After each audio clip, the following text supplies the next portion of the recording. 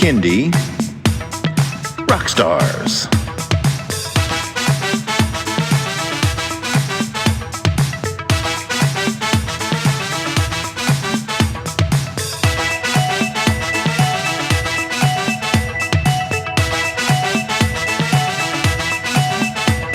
Prepare for a treat, let's meet and greet some bands and singers that are super sweet, making music that's fun for boys and girls. Help them learn about this great big world. Fun for the family, yes it's true, your kids will love it and you will too. Clap and dance and sing aloud, become a part of the Kindie crowd. These songs will make you move your feet and give your ears a great big treat. So settle in, grab your guitars, and let's get to know our Kindie rock stars.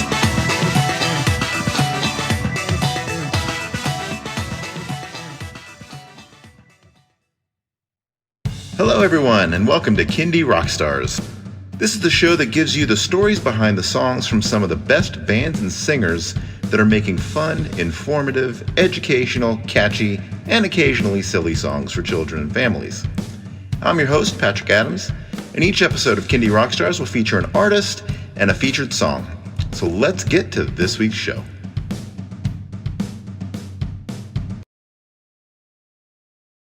Joining me today is Brad and Lily from Peanut Butter JAMS. Welcome to the show. Hi, thanks for having us. Yeah, happy to be here. All right, so tell us about yourselves and how you got into Kindie music. Well, we're theater people, really. We kind of came at it from a different angle, I guess. But we've been doing theater for most of our lives, in and out of New York. I don't know if you know theater people, but we sing to ourselves a lot. It's true. Brad and I are also married, and we were also on tour together with the Broadway show Waitress. And for a whole year, we drove the tour, and we would stop at a friend's houses, and they all had little kids, and we would develop this party trick, which is that Brad would pull out his guitar and kind of like improvise songs to whatever activity the little kid was doing. And some of them were really good. So we wrote down little snippets, and then we kind of had this idea to do a children's album, and we would save like long, like 10-hour drives. We'd be like, okay, we're going to write this song. And we had lots of ideas and just no time to produce it. And then we had lots of time. All of a sudden, we had no job and lots of time. So we ended up coming out to Vegas, and we produced the album, our first album, with Brad plays horns and guitar and sings, and I sing and play piano. And so we farm out drums and bass to friends remotely, and then put everything together and send it to my brother, who's our audio engineer. And so we did our first album all remotely. Well, we've done everything all remotely. And that was like so fun, and we didn't stop writing songs. Yeah. So then we put out a Christmas holiday album, and then next week we're dropping our third album. Yeah. Well, I think it's actually the day that this it's airs. today! Yeah. Today! It is in the future, but when you're listening to this, it's today. Yeah. Future you. October 8th is our next album, called The Road to Getting Better. We're really excited about it. Excellent. Well, you have something in common with me. We're both Las Vegas people. So how's the Kindie scene here in Vegas? Well, we're still sort of exploring, because we were based out of New York up until last April, and then we couldn't go, around town and do much. The Kindie scene in our house is like banged. Yeah.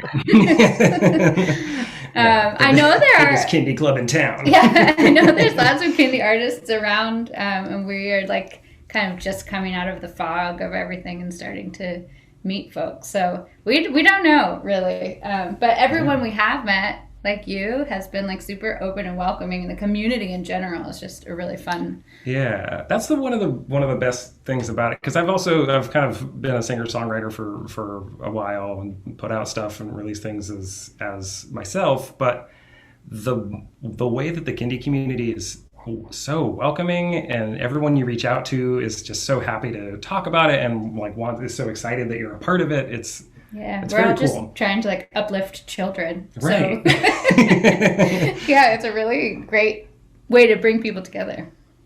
So your theater background is very musical based? Oh yes. Yes. Yeah. Yeah.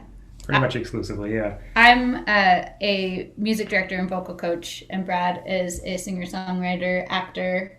And we actually just wrote a first draft of an animated musical. That's right. But we were in like the performance side of it forever. Yeah. So I have to ask, what brought you to Vegas? I know how I ended up in Vegas. I'm also an East Coast transplant. I was in Virginia for many years and then New Jersey for 3 years. But I just decided to move west, and my family and I picked Las Vegas. So I'm curious, what brought you guys to Vegas? I did a show out here a few years ago. I was in Baz at the Palazzo. Which you auditioned in New York. Which I got out of New York, from my agents out there. And at first because I had only ever been like, to the Strip, and I think you had really only been to the Strip. We weren't in love with Vegas. Yeah. Brad was doing a gig out here. We're both from Northern California. Yeah. So kind of our, my association with Vegas was just like shows on the Strip and nightlife, which is not like our jam. Not our scene. Yeah, we don't really gamble, we don't like go to the clubs. So we hadn't been out here too often, but Brad was out here for a gig, and he called me and he was like, all of them, like my artist friends out here own houses and they're happy. And there's like really great restaurants and there's really good art. And like, maybe we should like think about looking around. So we bought a house here before we lived here. Yeah, almost sort of on an impulse. Like as I was leaving to join up with the tour, I was leaving Baz to join up with Waitress. Yeah, we bought this little house and we're planning on kind of having it as a rental. And then when COVID hit and New York got really scary, we came out here, and like, you're gonna have to pull me away. Like, I love it. And I've also hated winter. Winter, like, deeply hurts my feelings. And so in New York, I was just sad for like 6 to 9 months out of the year. And so like the summer is a little brutal, but the rest of the year I love, and just like the food and the people and there's and a really great local scene here. The artist community here is so small and wonderful and international. Like, we're just always delightfully surprised by everyone we meet. Yeah, Vegas is kind of like a great little secret. Nobody talks about the other side of it. People who actually live here. Right. and we're a lot closer to our families in Northern California. Yeah. So, and we can live here. We can eat and pay our mortgage as artists. And there's still performance opportunities and stuff like that. There's just sort of like weirdly just the perfect little mesh of why did you pick Vegas? You guys just outlined everything that I love about Vegas as well. It was so funny listening to you. It's like, yep. That's. I didn't want any more winters. Lots of places on the East Coast are perfectly nice, but I like the predictability of Las Vegas weather, even if it's 110 degrees outside. I know that probably 350 days out of the year, hot and sunny is the forecast. So, but yeah, I think just the community itself, you get out of the Strip, and it's like a lot of other towns. I tell everyone, except our grocery stores have casinos in them. Right. And our airports. But it's similar to in New York City, like 42nd Street downtown was something that you take a friend visiting to, or you go to work down there, or you just like kind of do that out of that's part of the city. And that's how I feel like the Strip is for Vegas. Like, we go see shows, we go to restaurants, but like we actually go downtown more often. We eat more pizza in Vegas than we have in our entire lives living in New York. Yeah, the food here is amazing. It's incredible. And you can like always, we have a large obnoxious dog. We take him with us to restaurants and sit outside, and all of the servers love Pitbull. Like, there's just a really down to earth earthiness that I love out here that I was surprised by too. Probably because they live here. I hope we're selling all of the listeners to come to Vegas, because it really is. It really is a gem. All of our friends out here, and the second anyone's like, I don't like being hot, I'm like, okay, moving on. You're never gonna sell you. This is not for you. But if I hate being cold, I'm like, okay, there's an in here. So are you guys still going to be looking at theater opportunities, or are you all in now on the Kindie music? we never say never to any opportunities. So we're kind of waiting to see how the unrolling of theater happens in New York and here. And no one can stop us from making this music. That's the other nice thing, is just having total creative control. We write songs constantly about our dog. Sometimes they're really good. Yeah, sometimes we change the lyrics into songs that are more appropriate. So I can't imagine we'll stop writing Kindie music, but we also don't really want that to be a source of the experience of loving theater and then having it be our industry and that being hard and wonderful. It can take away some of the passion. Yeah, and I just love the magic. And it might be that the industry is just magic because it's children, and if they like it, they like it. And if they don't, they just click buy on Zoom. They're not going to just sit there and politely sit through a concert. I don't know the answer to that. Plus, we're just sort of used to cobbling together a bunch of different things. That's just sort of a way of doing theater. You do a show, and then you do a concert, and then you do some sort of, I don't know, wedding thing, or you go out of town and do something. You were just sort of always a little bit here, a little bit there, and so I guess sort of adding Kindie music into that world. Excellent. All right, are you guys ready to get into a song? Yeah. This episode's song is called "The Road to Gettin' Better Is Not a Straight Line." So tell us the inspiration behind this song. This one we kind of wrote for ourselves because we fully wrote it for ourselves. Because that's just something that we say to ourselves a lot. What we say is progress is not a straight line, and we have to keep reminding ourselves that even though we work really hard, sometimes we're not always on a straight line upwards. Yeah, even though it's everything is cumulative, day to day. It's not always. The person who said it succinctly was the behavioralist we paid to help us with our dog, because he has severe separation anxiety. We were talking a lot. This episode could be subtitled "Adventures with Wally," but we adopted this really neurotic pit bull that has separation anxiety, and we didn't have the tools to train him, so we hired someone to help us. And she was like, "Okay, well, you have to do little bits and pieces, and sometimes he's going to regress, and you just have to remember that progress is not a straight line." And I was like, which is just so true in our lives. And I teach some piano lessons, and I have some kids who experience really severe anxiety and frustration in making mistakes. And when I see a kid make a mistake, I'm like, that's great. That means you have to do that. If you could play the piano, then you don't need me to be here. You have to make mistakes, and then you have to get better. That is what learning feels like. That's what learning feels like, and learning is really hard.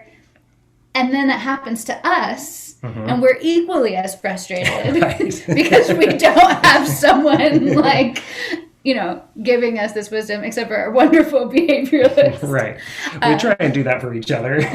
We do. When we get into the dip of something that all of a sudden feels hard or heavy, we're like, remember, this is part of our process. Or tell that to 2 years ago, Lily, and would they be happy with this moment or something? Yeah. Or we fall apart, or at least I do, every time we have to record something, and all of a sudden, you feel like you're a competent musician, and then you see how close to the click you are, or whatever, and it brings out all these insecurities. And at the end of the day, we have products that we're proud of, but it's not always a straight line to get there. So that's a backstory for this one.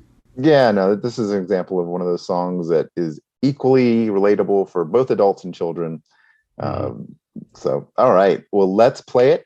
Here is "The Road to Gettin' Better Is Not a Straight Line" by Peanut Butter Jams. We're getting better all of the time, but the road to getting better is not a straight line.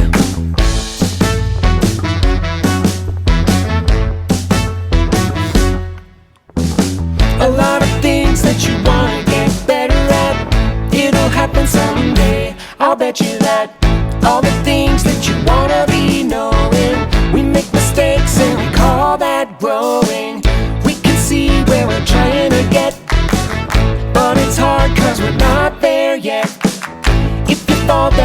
first time you try.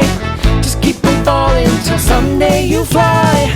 When there's a zig and you want it to zag, the world keeps moving but you're hitting the snag. Remember, we're getting better all of the time, but the road to getting better is not a straight line. We make mistakes and that's just fine, cause the road to getting better is not a straight line.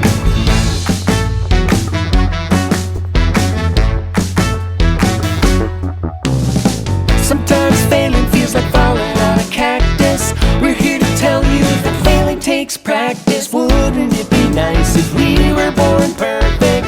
But remember that nobody's perfect. We all have days where we don't feel our best, when every little thing seems like a test. If we want to stop spinning our wheels, we gotta sit down and feel all our feels. When there's a zig and you want it to zag, the world keeps moving but you're hitting the snag. Remember, we're getting better all of the time, and the road to getting better is not a straight line. We make mistakes and that's just fine, cause the road to getting better is not a straight line. We're getting better, oh we're getting better. We're getting better, oh we're getting better. We're getting better, oh we're getting better. We're getting better, oh we're getting better. We're getting better, oh we're getting better. We're getting better, oh we're getting better. We're getting better, oh we're getting better. We're getting better, oh we're getting better. We're getting better all of the time, but the road to getting better is not a straight line. We make mistakes and that's just fine, cause the road to getting better is not a straight line. We're getting better all of the time, but the road to getting better is not a straight line. We make mistakes and that's just fine, cause the road to getting better is not a straight line. The road to getting better is not a straight line.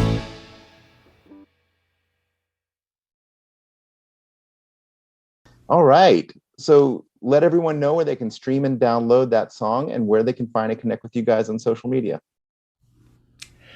So we're on, all the usuals. We got Spotify, iTunes, Amazon, all the things. Yeah, and the name of our band is Peanut Butter Jams. Mm-hmm. Unfortunately, if you Google Peanut Butter Jams, you get lots of YouTube videos about how to make sandwiches. Yeah, also important information. Yes. Our website is www.pbjams.fun, F-U-N, fun. Yeah.